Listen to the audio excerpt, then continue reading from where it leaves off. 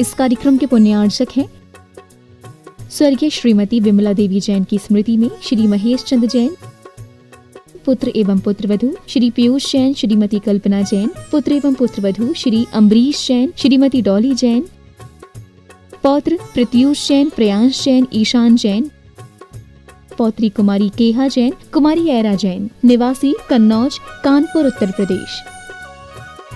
पौत्री एवं दामाद कैप्टन नीलियांशा जैन, नीरज जैन, दोहित्र जयाक्ष जैन, निवासी रांची, झारखंड। जय जय जय। बोलिए परम पूज्य प्रमाणिक संत मुनिवर श्री 108 प्रमाण सागर जी महाराज की जय जय जय। बोले परम पूज्य मुनिवर श्री 108 अरह सागर जी महाराज की जय जय जय। बंधुओं, शाश्वत तीर्थराज सम्मेद शिखर की इस पावन तलहटी पर स्थित गुणायतन परिसर से आप सभी का स्वागत, वंदन और अभिनंदन है। जैसा कि आपको विदित है, आप प्रतिदिन इस समय पूज्य मुनिवर के मुखारविंद से आचार्य कुंद कुंद प्रणीत वांग्मय के उन बहुमूल्य गाथाओं के माध्यम से अपने जीवनोपयोगी सार तत्व को समझ रहे हैं। पूज्य गुरुदेव के माध्यम से हमें मां जिनवाणी का रसस्वादन कराया जा रहा है। और बंधुओं, आपको पता ही है, गुणायतन शाश्वत तीर्थराज सम्मेद शिखर की एक ऐसी परिकल्पना बनने जा रही है। पूज्य गुरुदेव का एक ऐसा स्वप्न साकार होने जा रहा है जिसके माध्यम से आने वाली न जाने कितनी पीढ़ियों का उद्धार होगा और न जाने कितने प्राणियों के सम्यक्त्व का कारण बनेगा गुणायतन। यदि आज तक आप नहीं जुड़े हैं गुणायतन से, तो बंधु आज ही जिनवाणी चैनल, पारस चैनल, प्रमाणिक ऐप के माध्यम से जो नंबर चल रहे हैं उन नंबरों पर संपर्क कीजिए और जितनी भी निर्माणकारी योजनाएं गुणायतन से चल रही हैं और जो भी योजनाएं या जो भी यहां से आपके लिए सौभाग्य दिया जाता है, उसमें आप अपने जीवन का साथी से पुण्य अर्जन करें, अपने सर्वश्रेष्ठ जीवन का लगा करके चंचला लक्ष्मी का सदुपयोग करें, दान दें, योगदान दें और अपने जीवन में उस गौरव को प्राप्त करें। तो बंधुओं, आइए आपको ले चलते हैं इसी कड़ी से जोड़ने के लिए और आगे के संचालन के लिए पूज्य गुरुदेव के आगे की मांगलिक क्रियाओं हेतु संचालन के लिए मैं बुलाना चाहूंगा बड़े सम्मान के साथ आदरणीय अभय भैया जी आदित्य। और आइए हम और आप उन सौभाग्यशाली परिवारों को आमंत्रित करते हैं जिन्हें आज की मांगलिक क्रिया करने का सौभाग्य प्राप्त हो रहा है। मैं सम्मान सहित आमंत्रित करूंगा। वे आएंगे, परम पूज्य मुनिवर के श्री चरणों में नमन करते हुए गुरु वंदना का सौभाग्य करके प्राप्त करेंगे और मांगलिक क्रिया संपन्न करेंगे। श्रीमान निर्मल कुमार जी, शरोद देवी, गंगवाल, विजयनगर, आसाम। और साथ में गुणायतन ट्रस्टी मोहित जी काला, प्रमाणिक समूह सीकर, ये आएंगे। दोनों परिवार परम पूज्य मुनिवर के श्री चरणों में नमन करते हुए गुरु वंदना का सौभाग्य प्राप्त करेंगे और आज की मांगलिक क्रिया के अंतर्गत चित्त अनावरण, दीप प्रज्वलन, शास्त्र भेंट और पाद प्रक्षालन की विधि का कार्यक्रम संपन्न करेंगे। और सहयोग के लिए पहुंचेंगे गुणायतन ट्रस्ट से श्रीमान सुभाष जी, श्रीमान सुनील जी और अनिल सेठी जी। आई साहब यहाँ पहुंचेंगे साहब। श्रीमान निर्मल कुमार जी, शरोद देवी, गंगवाल, विजयनगर, आसाम और गुणायतन ट्रस्टी मोहित जी काला, प्रमाणिक समूह सीकर, ये दोनों परिवार मिलकर आज की मांगलिक क्रियाएं संपन्न कर रहे हैं। जोरदार ताली बजाकर इनका सम्मान करें।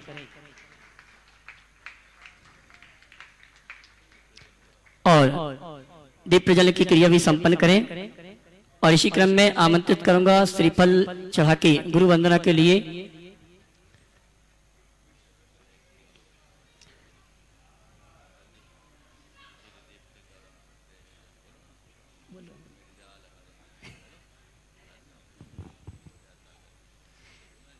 जी। विद्यासागर विश्ववंद श्रमणो भक्त्या सदा संस्तुवे सर्वोच्चम्यमिनं विनम्य परमं सर्वार्थ सिद्धि प्रदं ज्ञान ध्यान तपो विरक्त मुनिपं विश्वस्त विश्वाश्रियं साकारं त्रमणं विशाल हृदयं सत्यं शिवं सुंदरं विद्या गुरु वंदनम। और मैंने दोनों परिवार को आमंत्रित करूंगा, वे आए परम पूज्य मुनिवर के कर कमलों में शास्त्र भेंट करने का कार्यक्रम संपन्न करें। आइए साहब। जिनवाणी जग मैया जन्म दुख मेट दो, जन्म दुख मेट दो, मरण दुख मेट दो। जिनवाणी जग मैया जन्म दुख मेट दो, जिनवाणी जग मैया जन्म दुख मेट दो। बोले दो संग जिनवाणी माता की।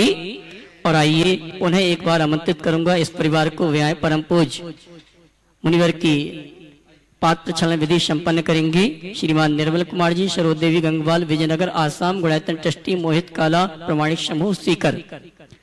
तेरे चरणों की धूल बाबा चंदने गुलाल बने, जिसने भी लगाई मस्तक उसकी तकदीर बने।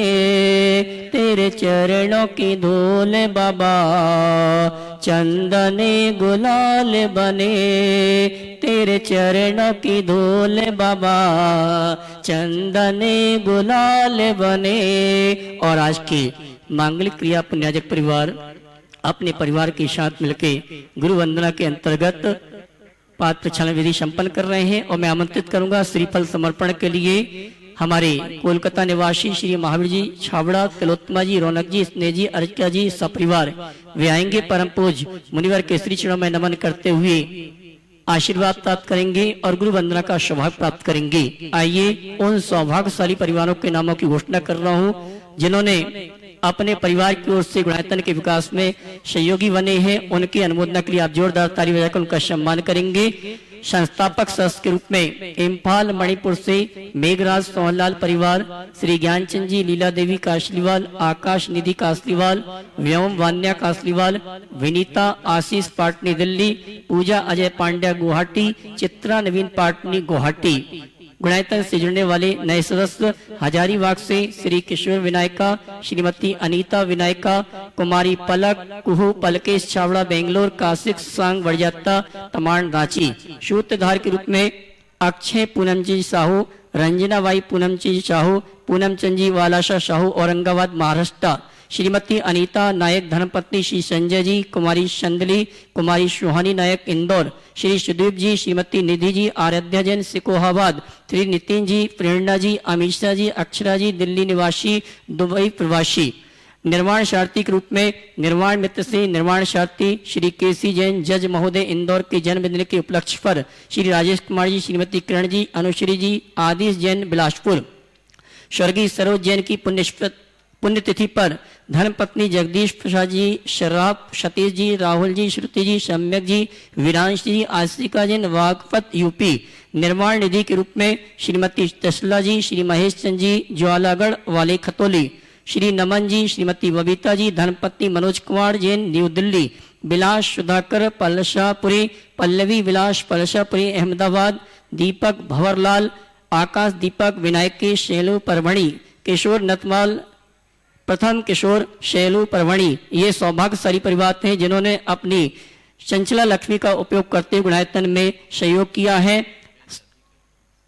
और इसी क्रम में स्वर्गीय हरकचंद जी झांझरी के पुत्र पुत्रवधु श्रीमान पारसमल जी, सज्जन देवी झांझरी दांदिया राजस्थान 21,000 रुपया, अनिल अंजू जैन जेएमबी परिवार इंदौर 11,000 रुपया, अंशुल सुरभि अरिहन आर्या हिना अपूर्व जेएमबी परिवार इंदौर 31,000 रुपए की राशि देकर गुणायतन से जुड़ने का सौभाग्य प्राप्त किया है। और आइए चलते हैं जिनवाणी चैनल प्रमाणिक ऐप के माध्यम से जो इस कार्यक्रम को देख सुन रहे हैं उन सभी की ओर से और यहाँ पर उपस्थित श्रावकों की ओर से परम पूज मुनिवर के श्री चरणों में नमन करते हुए आशीर्वाद प्राप्त करेंगे और निवेदन करेंगे मंगल उद्बोधन मंगल प्रवचन के लिए। हे मुनिवर नमोस्तु नमोस्तु नमोस्तु। सभी लोग अपने दोनों हाथ जोड़ लें और मेरे साथ महामंत्र के स्मरण के लिए अपना मानस तैयार करें।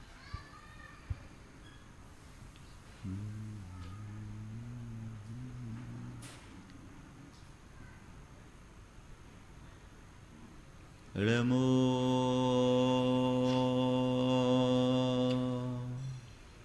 अरिहंसा नमो अरिहंताणो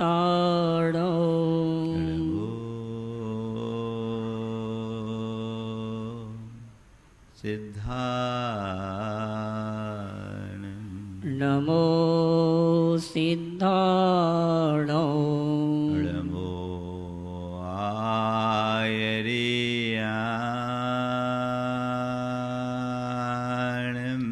नमो आयर्याणो नमो उवज्झायाणं नमो उवज्झायाणो नमो लोये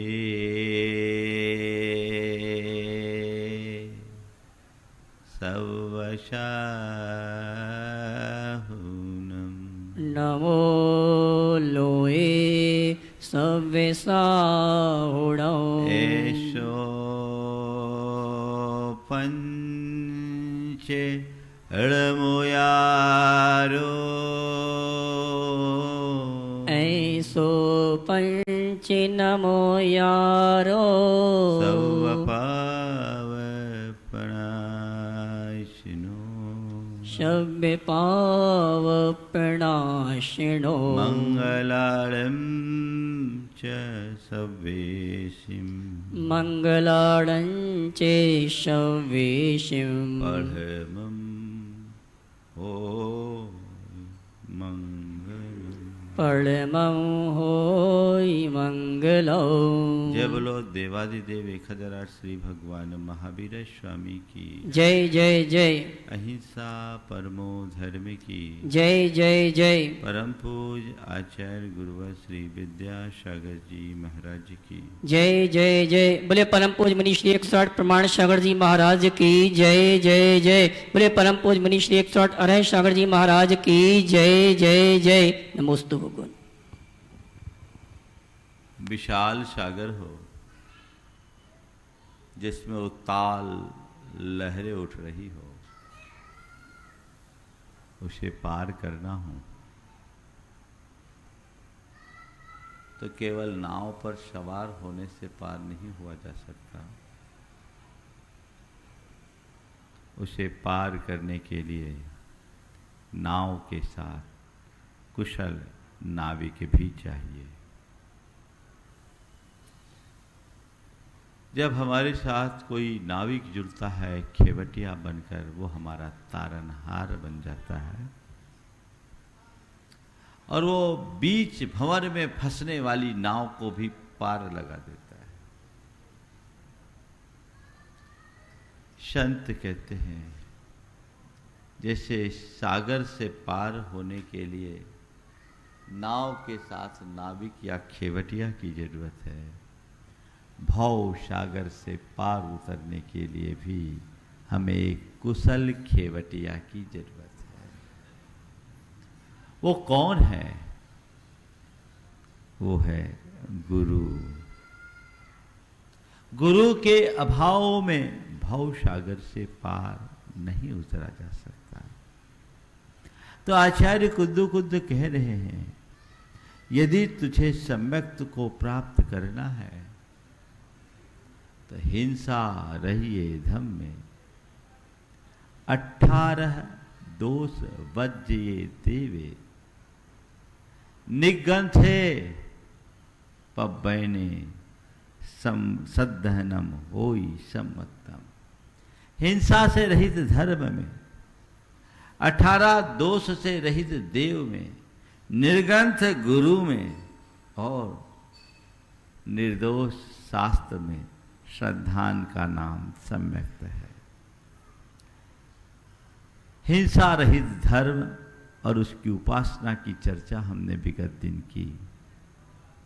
कल हमने बात की 18 दोष से रहित देव की। आज है गुरु की बात। गुरु का महत्व अनजाना नहीं है। आप लोग रोज कहते हैं गुरु की महिमा वर्णी न जाए, गुरु नाम जपो मन बचन काए। अगर हम देखें, हम देव गुरु शास्त्र के उपासक हैं, महत्व सबका है, लेकिन तुलनात्मक रूप से यदि मुझसे पूछो तो मैं कहूँगा इस युग में देव और शास्त्र से भी ज़्यादा महत्व गुरु का है। क्यों? देव आज है नहीं, उनकी प्रतिकृति हमारे सामने है, और उसमें भी देवत्व की प्रतिष्ठा हमने गुरुओं की कृपा से पाई है। पाषाण की प्रतिमा में देवत्व की प्रतिष्ठा करने वाले कौन हैं? कौन करते हैं भगवान की प्रतिष्ठा? कौन करते हैं? गुरु।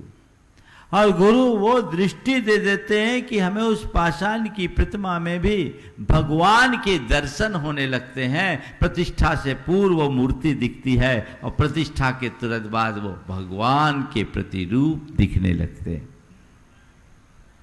तो देव आज साक्षात नहीं है, उनके बिंब हैं जिनकी प्रतिष्ठा भी गुरुओं की कृपा से होती है। शास्त्र है वो मूक है, शास्त्र अपने आप में कुछ नहीं बोलते। अब हम अपनी बुद्धि से उसका सही उल्टा दोनों अर्थ निकाल सकते हैं, लेकिन गुरु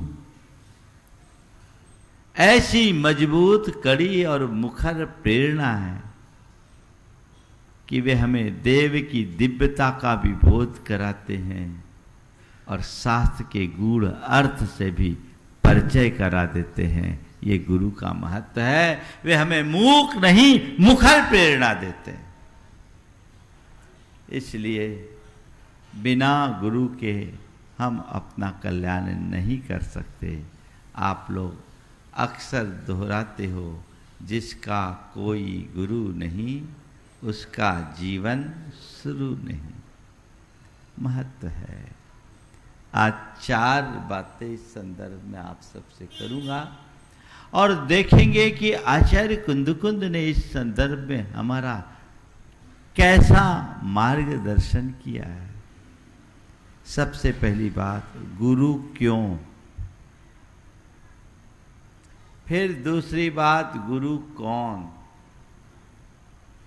फिर तीसरी बात, गुरु की श्रद्धा कैसी। और चौथी बात, गुरु का भक्त कैसा। गुरु क्यों, किस लिए गुरु। भव सागर से पार उतरने के लिए गुरु की जरूरत है। गुरु के अभाव में न तो हम भगवान के स्वरूप को पहचान सकते हैं, न शास्त्र के मर्म को जान सकते हैं। इन सब का बोध हमें गुरु से मिलता है। मान लो आप किसी अनजान रास्ते में जा रहे हो, भटक गए, कई रास्ते फूटे, कुछ समझ में नहीं आ रहा, उधेड़ बुन में है, असमंजस की स्थिति में है, कहाँ जाऊं कहाँ नहीं जाऊं। इसी बीच आपका कोई चिर परिचित व्यक्ति मिला, वहां आप देख रहे दिख तो रहा है कि ये रास्ता है, एक रास्ता दिख रहा है, इंडिकेशन भी दिया हुआ है, ये रास्ता आपके गंतव्य की ओर जाता है, लेकिन ये रास्ता अनजान है, इससे पहले कभी गुजरने का कोई अनुभव नहीं है। मन में उधेड़ बुन है, पता नहीं आगे ये रास्ता कैसा होगा, कहीं चोर उचक्कों का दल तो नहीं है, कहीं कोई दुर्गम घाटी तो नहीं है, कहीं कोई दुर्गम घाटी तो नहीं, कहीं चोर उचक्कों का कोई दल तो नहीं रहता, कहीं कुछ जंगली जानवरों का आतंक तो नहीं होगा, पता नहीं आगे रास्ते में पड़ने वाले गांव के लोग कैसे मिलेंगे। मन में उधेड़ बुन है। इसी मध्य आपका कोई जाना पहचाना आत्मीय व्यक्ति वहां मिल जाए और पूछे, क्यों भाई यहां कैसे। अरे क्या बताऊं, अमुक गांव जाना है, बड़ी मुश्किल से रास्ता मिल पाया है, पर मन में डर लग रहा है, पता नहीं रास्ता कैसा। अरे अमुक जगह वहां तो मुझे भी चलना है, कोई चिंता नहीं, बहुत अच्छा रास्ता है, रास्ते में पड़ने वाले गांव के लोग बड़े सभ्य और सरल हैं, कोई चिंता नहीं, और ज्यादा लंबा रास्ता भी नहीं है, हम कुछ ही घंटों में यहां से वहां पहुंच सकते हैं। तुम्हें चलना है तो चलो, मुझे भी उधर ही जाना है। बोलो मन में क्या होगा? सहज हमारे कदम उनके पीछे पड़ेंगे ना। अरे भाई ठीक, चलो मुझे साथ मिल गया, उस व्यक्ति का साथ मिला जो खुद उस रास्ते पर चलने वाला है। यही भूमिका गुरु की है। भगवान से अपना मार्ग जानने के बाद और शास्त्र से रास्ता पहचान लेने के बाद भी उस पर चलने का साहस नहीं होता। पता नहीं हमसे निभेगा कि नहीं, हम आगे बढ़ेंगे तो कैसे बढ़ेंगे, कहीं गड़बड़ ना हो जाए, हिम्मत नहीं होती। पर गुरु कहते हैं मुझे देखो, घबराओ मत, मुझे देखो, मेरा रास्ता देखो, मैं बेखटक चल रहा हूं, मेरे पीछे आ जाओ, तुम्हारा रास्ता भी अपने आप प्रशस्त हो जाएगा। होता है? तो गुरु को देखकर हमारे मन में साहस और संकल्प प्रकट होता है। गुरु मोक्ष मार्ग के प्रवर्तक हैं, उनसे हमें दिशा मिलती है, दृष्टि मिलती है, राह भी मिलती है और रफ्तार भी मिलती है। वो सब कुछ दे देते हैं। इसलिए गुरु की बड़ी भूमिका है। गुरु के अभाव में न हम देव के देवत्व को पहचान पाएंगे, न उनकी दिव्यता का दर्शन कर पाएंगे, और न ही सही अर्थों में शास्त्र का मर्म जान पाएंगे। शास्त्र को अगम समुद्र की तरह कहा गया है। समुद्र का पानी बड़ा खारा होता है, न हम उसे पी पाते हैं, न ही उसमें अवगाहित हो पाते। होते हैं क्या? खारा पानी। लेकिन उसी समुद्र के जल को जब सूर्य वाष्पीकृत करता है और बादल के रूप में परिवर्तित कर कर वही जल जब हम पर बरसता है तो बड़ा तृप्तिकर और आह्लादकारी हो जाता है। हम उससे प्यास भी बुझाते हैं और उसमें नहाते भी हैं, है ना? इसी तरह संसार शास्त्र अगम समुद्र की तरह है। इसमें सीधे डुबकी लगाओगे तो तुम्हें छार ही मिलेगा, सार नहीं पा पाओगे। लेकिन उसी बात को जब गुरु अपने अनुभव के सूर्य से वाष्पीकृत कर अपनी वाणी के बरसात से हमें बरसाते हैं तो वो हमारे लिए सहज सुग्राह्य हो जाता है, सहज गम्य हो जाता है, और गूढ़ बात भी हमारे लिए सरल हो जाती है, समझ में आती है। इसलिए किसी और के मुख से शास्त्र सुनना और गुरु के मुख से शास्त्र सुनने में बड़ा अंतर है। ध्यान रखना, अन्य व्यक्ति यदि कुछ बोलता है तो उसके मुख से निकलने वाले वचन केवल शब्द होते हैं, पर वही बात यदि गुरु मुख से निकल जाए तो शब्द नहीं मंत्र बन जाते हैं। मंत्र है क्योंकि उनका एक एक शब्द अनुभव से सना हुआ है। तो ये गुरु की महिमा है, ये गुरु की भूमिका है।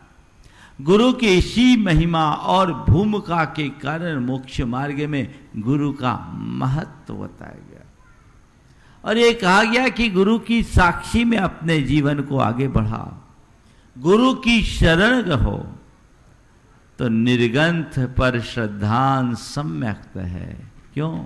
तो मोक्ष मार्ग में चलने जा रहे हो, मोक्ष मार्गी पर भरोसा नहीं तो मोक्ष मार्ग पर क्या भरोसा होगा? जिस रास्ते पर चलना चाहते हो उस रास्ते पर चलने वालों के प्रति भी तुम्हारा श्रद्धान होना चाहिए। निर्गंथ गुरु मोक्ष पथ के पथिक हैं, उन पर श्रद्धा, पक्की श्रद्धा होनी चाहिए। तो ये गुरु की महिमा है जो हमारे साधारण जीवन को असाधारण बना देते हैं, जो हमें अकिंचन से महान बना देते हैं। जो हमें कंकर से शंकर बना देते हैं। हमारा जीवन कंकर की तरह है, गुरु वो शिल्पी हैं जो उससे भव्य मूर्त कर देते हैं। कपास के तंतु का कोई मूल्य नहीं, पर वही किसी जुलाहे के पास चला जाए तो वस्त्र बन जाता है। हमारा जीवन तंतु है और गुरु की शरण में आने के बाद वो वस्त्र बन जाता है। साधारण स्वर्ण का उतना महत्व नहीं, लेकिन वह कोई स्वर्णकार के पास पहुंच जाए तो गहना बन जाता है। गुरु सोने को गहना बना देते हैं, अनगढ़ पत्थर को नगीना बना देते हैं, हमें तराशते हैं, हमारे खोट को निकालते हैं। इसलिए गुरु की महिमा है। सवाल है, गुरु के रूप में हम किसे चुने? किसे चुने? किसको गुरु मान ले? चाहे जिसको। आज के इस दौर में गुरु का जितना अवमूल्यन हुआ है, मैं समझता हूं अतीत में नहीं हुआ होगा। यद्यपि हर युग में गुरु के नाम पर गुरु घंटाल पूजे जाते रहे, गुरु के नाम पर गुरु घंटालों की भी खूब पूजा हुई, लेकिन वर्तमान दौर में जो देखने को मिलता है, मुझे लगता है शायद ही अतीत में ऐसा हुआ होगा, संभवतः नहीं हुआ होगा। आज बहुत ज्यादा है। क्यों? क्योंकि न तो हमने गुरु के स्वरूप को जाना और न ही गुरु उपासना के उद्देश्य को जाना। अगर स्वरूप को पहचाना होता तो हमसे ऐसी भूल हो ही नहीं सकती। किसको गुरु के रूप में स्वीकारे? चाहे जिसको, कहते चाहे जिसको नहीं। अगर तुम्हें पार उतरना है तो नाव पर सवार हो, पर कौन से नाव पर? जो खुद तर रही हो। डूबते हुए जहाज पर बैठोगे तो क्या होगा? हाँ, गड़बड़ होगा ना। आज ऐसा ही हो रहा है। गुरु लोभी, शिष्य लालची, दोनों चलते दांव और दोनों डूबे वावरे, बैठ पत्थर की नाव। दोनों डूबे बावरे, बैठ पत्थर की नाव। तुम्हें देखना है कि मैंने जिस नाव को चुना है वो नाव सलामत है कि नहीं। अगर नाव सलामत है तो ही तुम्हारी सलामती होगी। हर नाव ही डूबने वाली है तो तुम्हें डूबने से कोई बचा नहीं सकता। तो आचार्य कुंद ने गुरु के स्वरूप पर काफी प्रकाश डाला। उन्होंने क्या लिखा? निग्रंथे, निर्ग्रंथ होना चाहिए। निर्ग्रंथ, जो परिग्रह से मुक्त हो और जिसके मन में राग देश मोह विकार की गांठें ना हो, वो गुरु की श्रेणी में आता है। उसकी उपासना करो। आचार्य कुंद कहते हैं, जह जाय रूप रूवम सुसंजदम सब संग परिमुखम लिंगम न परावेखम जो मन नहीं तस् सम्मतम। जह जाय रूप रूपम सुसंजयम सब संगम और परिमुखम लिंगम न परावेखम जो मन नहीं तस् सम्मतम। किस लिंग को, किस गुरु को, किस मुनि को मानता है यथा जात दिगंबर रूप को धारण करने वाला, सुसंयत, जिसकी बाहरी और आंतरिक वृत्तियां पूरी तरह से संयत हो, जिसका भाव और बर्ताव भी संयत हो, जिसके प्रत्येक प्रवृत्ति में संयम झलकता हो, जो विषय विकारों से सर्वथा दूर रहता हो, सव संग परिमुखम, सब प्रकार के बाहरी भीतरी परिग्रहों से मुक्त हो, लिंगम न परावेक्षम, जो पर की अपेक्षा से रहित हो, जिससे किसी से कोई चाह नहीं हो, अगर चाह है तो केवल एक ही है, सामने वाले के कल्याण की चाह, जिसके मन में कोई आशा और अपेक्षा ना हो, ऐसे निर्ग्रंथ को मानने वाले को सम्यक्त होता है। इसी बात को आचार्य समंतभद्र महाराज ने और सरल करके हमें बता दिया। विषयाशा वशातीतो निरारंभो परिग्रह ज्ञान ध्यान तपो रक्तः तपस्वी सह प्रशस्यते, जो 5 इंद्रियों के विषय और उनकी आशा आसक्ति से रहित है, जो आरंभ यानी घर गृहस्थी के कार्य और परिग्रह से रहित है, निरारंभो परिग्रह, तथा जो ज्ञान ध्यान और तप में लीन है, वही सच्चे अर्थों में तपस्वी कहलाने के योग्य है, और वही आदर्श बनाने योग्य गुरु है। समझ गए?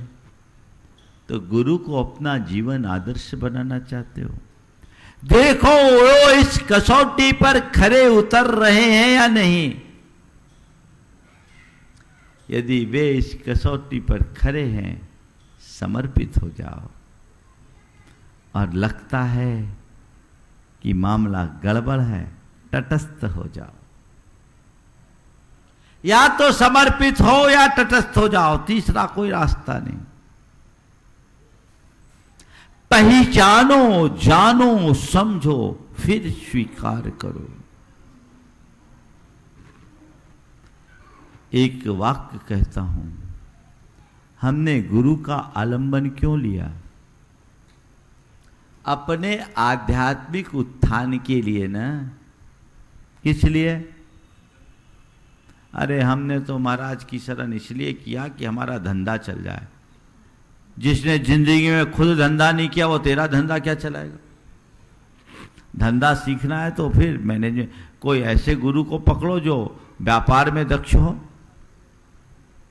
जो मार्केट का गुरु हो, उसको चुनो। इन गुरु के पास तुम क्यों आए? धंधा चल जाए उनके पास जाते हो, जिसने कभी धंधा किया नहीं, वो तुम्हें धंधा का गुरु क्या बताएगा? पर लोगों का विश्वास कमजोर है, इसलिए मैंने कहा था अंधश्रद्धा वो ठीक नहीं। वो चारों बातें चल ही रही है, श्रद्धा, अश्रद्धा, अंधश्रद्धा और अटल श्रद्धा। अंधश्रद्धा, अरे बस महाराज के पास जाएंगे, महाराज हमें कोई ऐसा रास्ता बता देंगे, मेरे वारे न्यारे हो जाएंगे। हाँ, गुरु तुम्हें जो रास्ता बताते हैं उससे तुम्हारा वारा न्यारा ही होगा, लेकिन लोक का नहीं, लोकोत्तर का, और अपनी आत्मा का उद्धार करने के भाव से जाओ तो जीवन धन्य होगा। तो गुरु की शरण में हम गए हैं, सच्चे अर्थों में अपने आध्यात्मिक उत्थान के लिए ही गुरु की शरण ली जाती है। आध्यात्मिक उत्थान के लिए, जीवन की गूढ़ गुत्थियों को खोलने के लिए, अपनी आत्मा के समझ के लिए, अपनी मोह माया मूर्छा और आसक्ति को मंद करने के लिए हम गुरु की शरण लेते हैं। तो भाई, जिसको तुम अपना आदर्श बना रहे हो, थोड़ा देखो तो, जिस अध्यात्म की पिपासा लेकर तुम उनकी शरण में जा रहे हो, उसके जीवन में वो आध्यात्मिकता है भी या नहीं? तुम जिसकी प्यास लेकर गए हो वहां है, उसके पास है भी कि नहीं? अगर वो दिखाई पड़े तो सिरोधारी कर लो, और वो न दिखे तो फिर थोड़ा रास्ता बदलो। आचार्य ज्ञान सागर जी महाराज ने रत्नकंठ सावकाचार्य की व्याख्या की, टीका लिखी मानव धर्म के नाम से। बहुत अच्छी व्याख्या है, लोगों को पढ़ना चाहिए। मानव धर्म, हर प्राणी के लिए जो धर्म स्वरूप है, उसमें उन्होंने गुरु के संदर्भ में एक बड़ी मार्के की बात लिखी। उन्होंने कहा कि बाजार से 2 पैसे की हणियाँ खरीदते हो। हणियाँ समझते हो ना? मटका, घड़ा। घड़ा को देसी भाषा में हणियाँ बोलते हैं, हांडी, हणियाँ।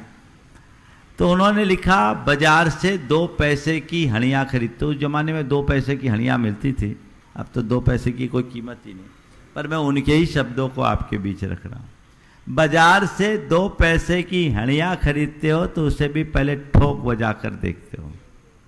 अब तो सिस्टम ही बदल गया, नई पीढ़ी तो कभी हणियाँ देखी ही नहीं हो, खरीदी भी नहीं होगी, सब तो आप वाटर कूलर से काम होने लगा। लेकिन वो नैसर्गिक पद्धति थी और हमारे लिए स्वास्थ्यकर भी था। तो वो हणियाँ खरीदने से पहले उसे ठोक बजा कर देखा जाता था। तो कहते 2 पैसे की हणियाँ खरीदते हो, उसे ठोक बजा कर खरीदते हो, देखते हो, तो जिसे तुम अपना जीवन समर्पित करने जा रहे हो, जिसे तुम अपने जीवन का आदर्श बनाना जा रहे हो, जिसे तुम अपने गुरु के रूप में स्वीकार रहे हो, कम से कम ठोक बजा कर देख लो, चाहे जिसके आगे समर्पित मत हो। आजकल के लोगों का हाल बेहाल है। कुछ लोग ऐसे होते जो बाजा बजते ही नाचना शुरू कर देते हैं। बाजा बजते ही नाचना शुरू कर देते, ये भी नहीं देखते कि बाजे उल्टे बज रहे कि सीधे। समझ गए ना? उल्टे बाजे का मतलब समझ गए ना? अरे ये तो देखो कौन सा बाजा जश्न मनाने का है और कौन सा बाजा मातम मनाने का है। पर बाजा बजे, हमें तो नाचने से मतलब। अब बोलो ऐसे को क्या कहेंगे? उल्टा बाजा बजे और कोई नाचे, उसको क्या कहोगे? बोलो, क्या बोलोगे? पागल ना? पागल नहीं, पागलों का सिरताज कहना। वो मूर्खाधिराज है। थोड़ा सा देखना, मेरे भीतर ऐसा कोई पागल तो नहीं बैठा। यदि बैठा है ना, तो आज ही ट्रीटमेंट करा लेना। एक सीटिंग में पूरी ट्रीटमेंट हो जाएगी, बार बार करने की जरूरत नहीं। अपनी दृष्टि को सुधारो, अपनी धारणा को सुधारो, अपनी सोच को बदलो और सही मार्ग पकड़ो। तो आचार्य कुंद कहते हैं, गुरु भक्त बनना गुरु मूढ़ नहीं। क्या बोल रहा हूं?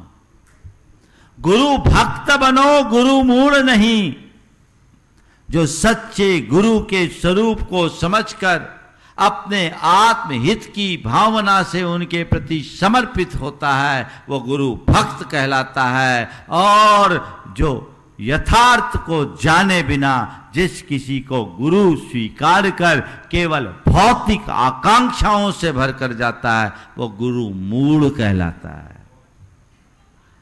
गुरु मूढ़ता संसार को बढ़ाएगी और गुरु भक्ति संसार को मिटाएगी। तय करो तुम्हें क्या करना है, क्या बनना है, गुरु भक्त या गुरु मूढ़? हाँ, गुरु भक्त। तो गुरु भक्त बनने के लिए क्या करना है? सच्चे गुरु की उपासना करना है। आचार्य कुंद कहते हैं, कुच्छी देवम धम्मम कुच्छी लिंगम च बंद ये जोतु लज्जा भय गारव दो मिच्छा इट्ठी हवे सोदु। कुच्छी देव यानी कुत्सित देव, कुच्छी धम्मम यानी कुधर्म, कुच्छी लिंग कुगुरु को बंद ये जोदु, लज्जावश, भयवश या गारव लोग दिखावा अभिमानवश, मिच्छा दिट्ठी हवे सोतु, टाइटल दे दिया। सच्चे देव गुरु और धर्म की सेवा करने वाला सम्यक दृष्टि, और इससे उल्टा मिथ्या दृष्टि। क्या बनना है? क्या बनना है? तो किसको चुनना है? सच्चे को या चाहे जिसको। कुछ लोग बोलते हैं हमसे तो अच्छे हैं।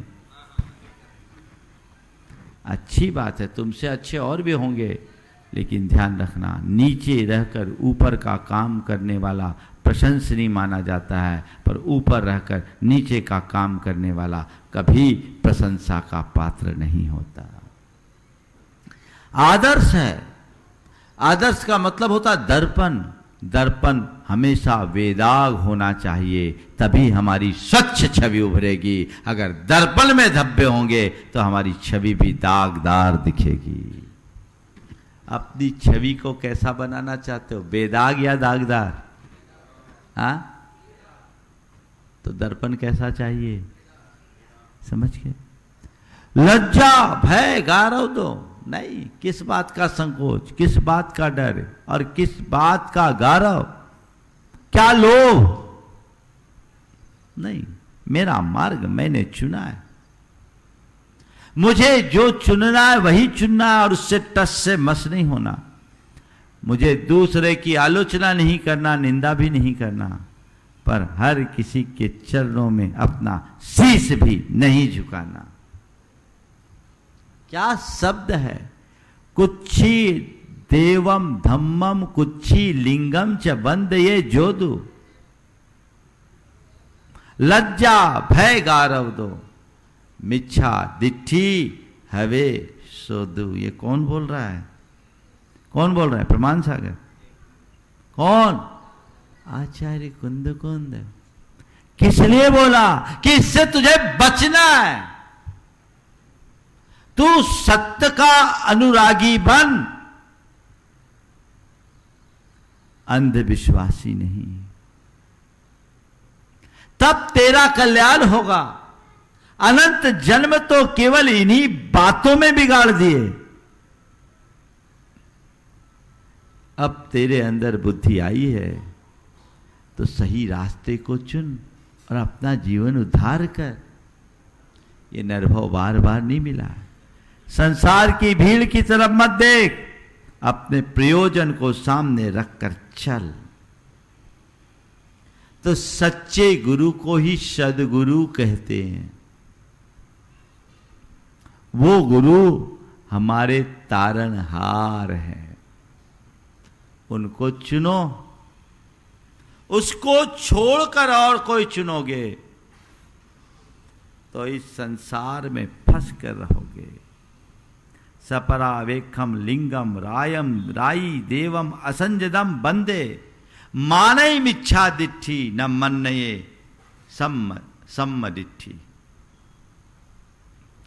कह रहे जो स्व पर से अपेक्षा रखने वाला लिंग है यानी गुरु है, रागी देव और असंयत की वंदना करता है, मानता है। कौन? मिथ्या दृष्टि। उसकी आंखों में है अभी पट्टी, कुछ उसे सूझता ही नहीं। वो तो तरह तरह के टोटकों और चमत्कारों में लग जाता है। एक बार एक युवक आया, मुझसे कहा महाराज जी, एक महाराज जी हमारे आए थे, उन्होंने नारियल के अंदर से हीरा निकाल कर दिखा दिया। महाराज जी आपके पास कोई चमत्कार नहीं है? नारियल के भीतर से हीरा निकाल दिया, महाराज आपके पास कोई चमत्कार नहीं है। मैंने कहा भैया मैं चमत्कार अमत्कार तो नहीं जानता, पर इतनी बात जानता हूं, जब मैं छोटा था स्कूल में पढ़ता था, बाजू में कचहरी थी। दोपहर की जब आधी छुट्टी होती थी तो हम कचहरी चले जाते थे। वहाँ मदारी लोग अपना खेल दिखाते थे और मदारी लोग खेल दिखाते थे और खेल दिखाते समय 10-10 के नोट को 20-20 का बना देते थे। देखते ही देखते 10-10 का नोट 20-20 का बना के दिखा देते थे और उसके बाद 10 के नोट को 20 का बना दिए। 10 का नोट सबके आंखों देखे दिखता था कि 10 का नोट 20 का बन गया, लेकिन उसके बाद खुद 10-10 पैसे के लिए लोगों के आगे हाथ फैलाता।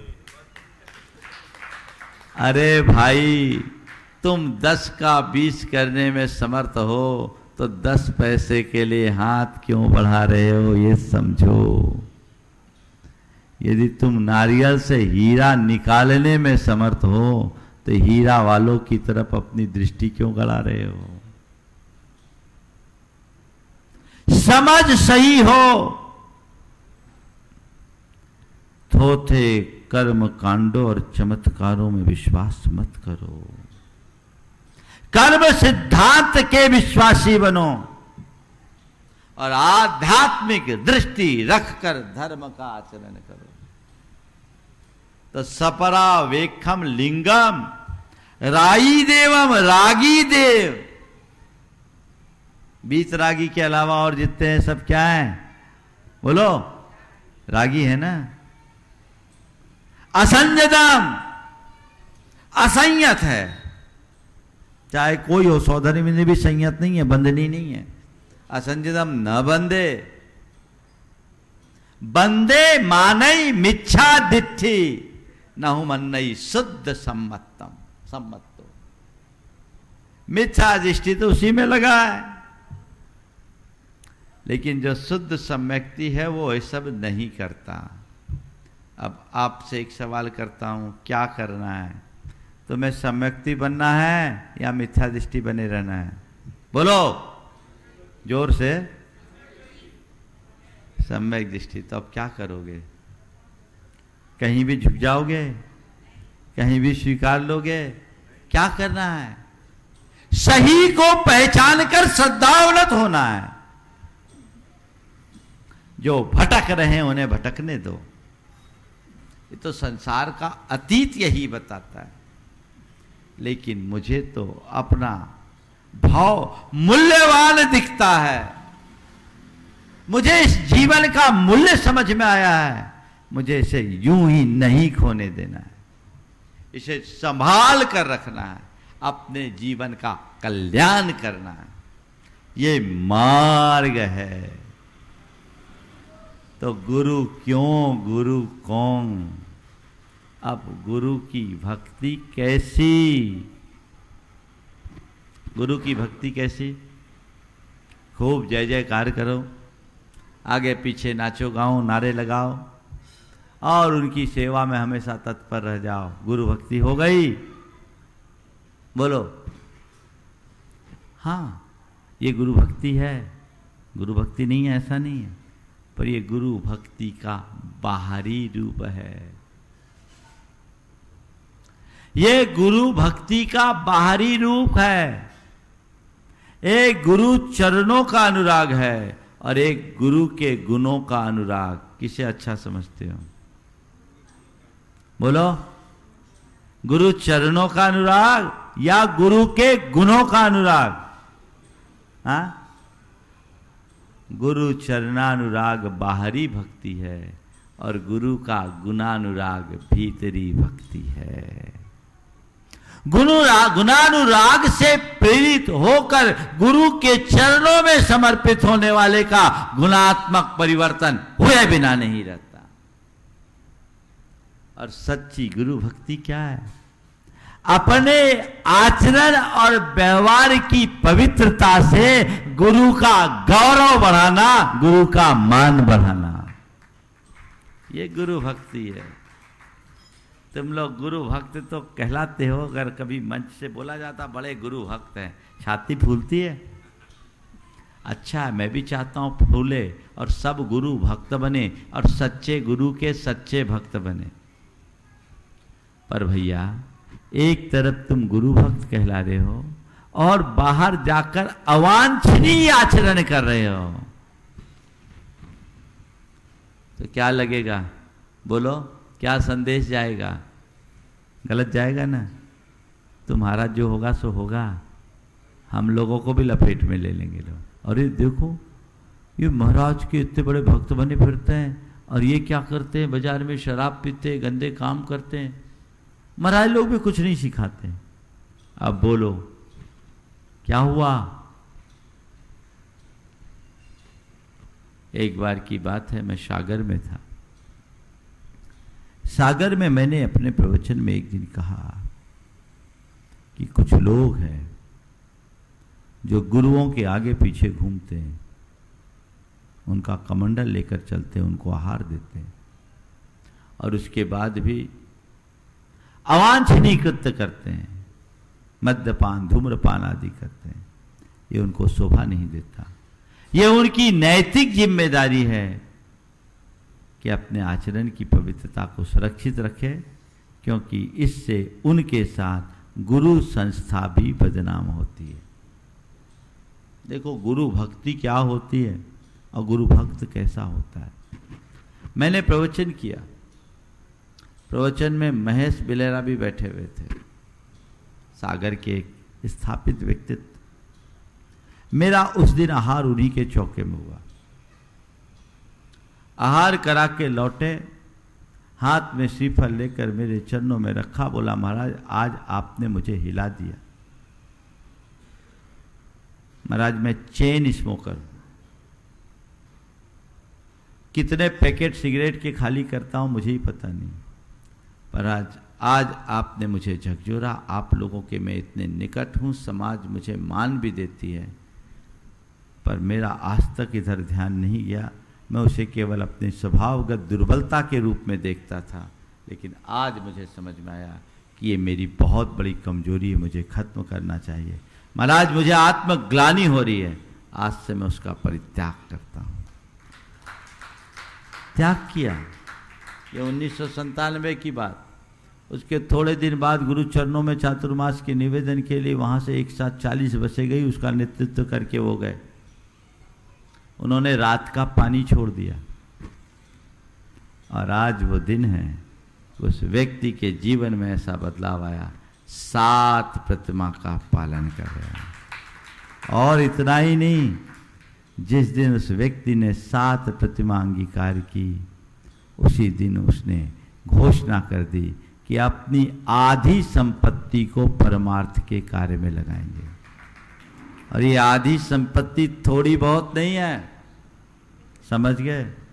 थोड़ी बहुत नहीं, मिलियन नहीं बिलियन में आने वाली। और उस व्यक्ति ने वो कर दिखाया। अपने बेटे से जब ये बात कही तो बेटे ने कहा पिताजी आपने जो निर्णय लिया बहुत सराहनीय है, जैसे आज आपने मुझे आधी संपत्ति दी है, मैं भी अपनी जिम्मेदारी पूरी करके अपनी संतान को आधी दूंगा। आपने जो दी उससे बढ़ाऊंगा, लेकिन जो कमाया उससे कई गुना परमार्थ के कार्य में लगाऊंगा। ये सोच, परिवर्तन। अगर तुम्हारे अंदर कोई दोष है, कोई दुर्बलता है, कोई दुर्गुण है, उसे स्वीकार करो, गुरु के समक्ष जाकर उसे इजहार करो और अपने जीवन का उद्धार करो। ये रास्ता है, पालो मत। सच्चे गुरु भक्त बनो और सच्ची गुरु भक्ति करो। गुरु भक्त वो है जो गुरु के समक्ष निश्चल बुद्धि से आए। कई तो ऐसे भी होते हैं जो भीतर कुछ होते हैं, बाहर कुछ होते हैं, अंदर कुछ रखते हैं, गुरु से कुछ कहते हैं।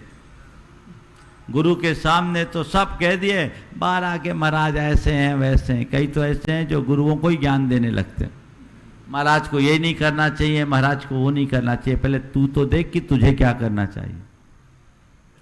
एक बार एक ने बोला महाराज आज से 20 साल पहले आपका प्रवचन सुना, तब और आज में तो बड़ा अंतर हो गया महाराज, आपके प्रभाव में तो बड़ा अंतर आ गया, बड़ा अंतर। आप तो कब क्या से क्या हो गए। मैंने कहा तू जहां के तहां दिख रहा है, तू मेरा तो देख रहा, अपना तो देख। तो आज भी जहां का तहां, आगे बढ़ो तो जीवन का लक्ष्य होगा। तो गुरु क्यों, गुरु कौन, गुरु भक्ति कैसी। और गुरु भक्ति निश्चल हो और गुरु भक्त में निश्चलता हो तो हमारा जीवन का पथ प्रशस्त होगा। हम सब अपने जीवन के पथ को प्रशस्त कर सके, आज आचार्य कुंद ने जो 3 गाथाओं में हमारा मार्गदर्शन दिया, सदगुरु की शरण ग्रहण करेंगे और कुगुरु से सुरक्षित दूरी बना कर रखेंगे तो हमारा जीवन धन्य होगा। जो आचार्य कुंद कहते हैं, कुच्छी देवम धम्मम कुच्छी लिंगम च बंदिये जोदू लज्जा भय गारव दो मिच्छा डिट्ठी हवेश सोदू को याद रखें और अपने जीवन का पथ प्रशस्त करें। समय आप सबका हो गया, यहीं पर विराम। बोलिए परम पूज्य आचार्य गुरुवर श्री विद्यासागर जी महाराज। इस कार्यक्रम के पुण्यार्चक थे स्वर्गीय श्रीमती विमला देवी जैन की स्मृति में श्री महेश चंद्र जैन, पुत्र एवं पुत्रवधू श्री पीयूष जैन, श्रीमती कल्पना जैन, पुत्र एवं पुत्रवधू श्री अम्बरीश जैन, श्रीमती डॉली जैन, पौत्र प्रत्यूष जैन, प्रयांश जैन, ईशान जैन, पौत्री कुमारी केहा जैन, कुमारी ऐरा जैन, निवासी कन्नौज, कानपुर, उत्तर प्रदेश, पौत्री एवं दामाद कैप्टन नीलयांशा जैन, नीरज जैन, दोहित्र जयाक्ष जैन, निवासी रांची, झारखंड।